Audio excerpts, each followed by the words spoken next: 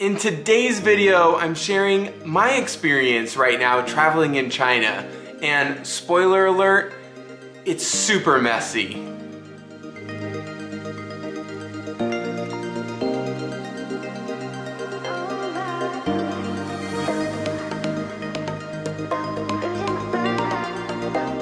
Hey everybody, it's John Thomas. Welcome back to the channel. Thanks so much for clicking on the video today.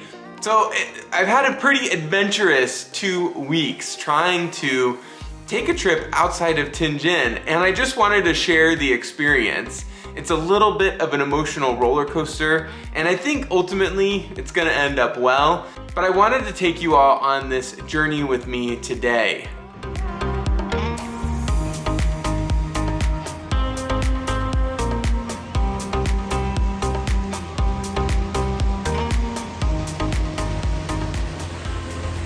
Here's a map of some major cities in China. We've got Beijing, Tianjin, Shanghai, Guangzhou, Hong Kong, Sanya, Xi'an, and Chengdu.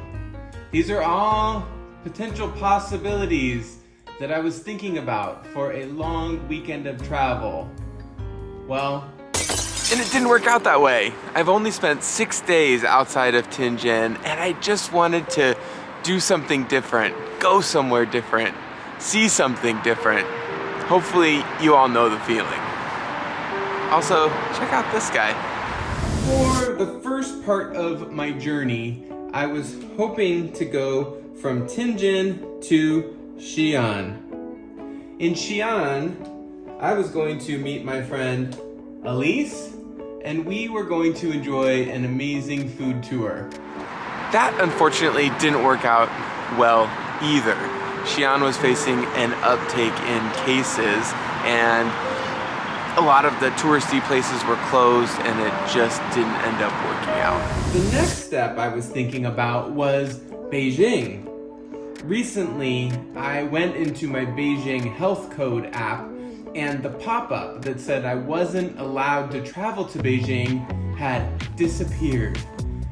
And I got beyond excited. Probably too soon did I get excited. So I booked a train ticket to Beijing and thought I'm going to head there over the weekend. Now, Beijing would have been incredible. I could have connected with old friends, and I could have checked out some new scenery. But as it turns out, the Beijing pop-up code was just to allow people who lived in Beijing, Beijing residents, the ability to get back into the city and do quarantine.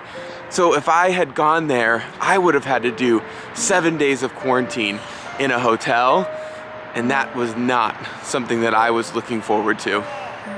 I don't have time for that.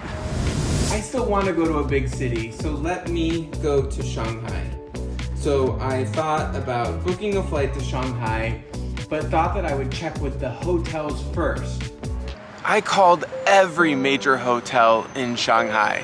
The W, the Hyatt, the Hilton, the Langham.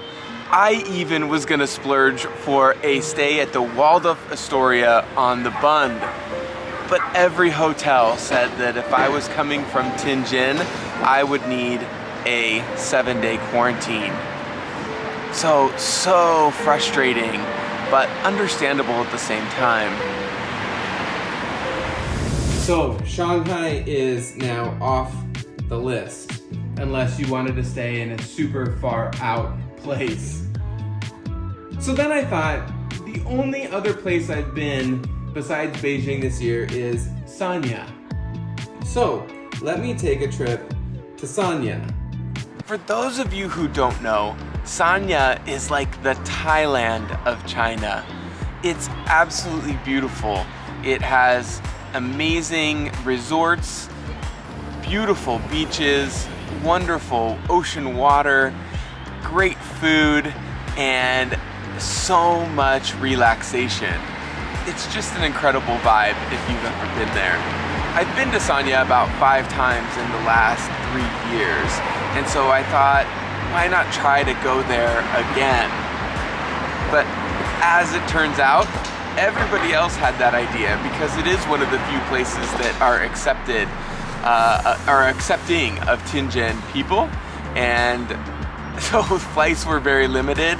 And I was hearing with the ever-changing COVID policies from Sanya that Tianjin would have required a quarantine upon my return. And again, just trying to take a long weekend, so I didn't plan on a quarantine as part of my holiday time. Hong Kong is out. International travel would require quarantine upon returning. Guangzhou, COVID increases continue to erupt there, so going there would be a huge mistake. And so I've never been there, that's why it's on the list. And then Chengdu is a safe option, safer, but there is some COVID situation happening there, and I do believe I would need a quarantine. So Chengdu is out. The challenge is the ever-changing restrictions. You never know day to day what the new restriction is going to be. And if you travel to a city, you don't know if that will change while you're there, or if when you return that will change. And it makes it incredibly intimidating and a little bit frustrating not knowing exactly what's going to happen when you decide to make a trip outside of your city, in my case, Tianjin. So where do I go? What do I do this weekend with my time? It seems quite challenging to travel at the moment.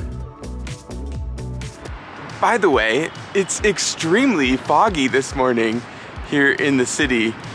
It's not smog or anything like that. It's definitely a fog. It's wet. You can feel it.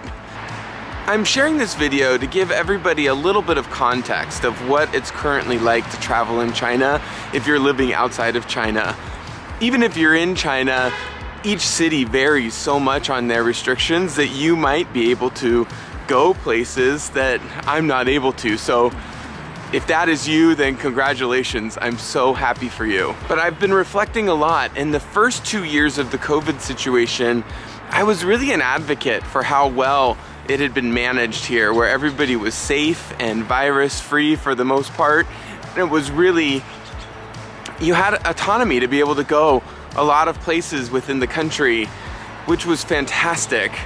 This last year, though, has been beyond challenging with the ever-changing restrictions, and so it just makes it so tough.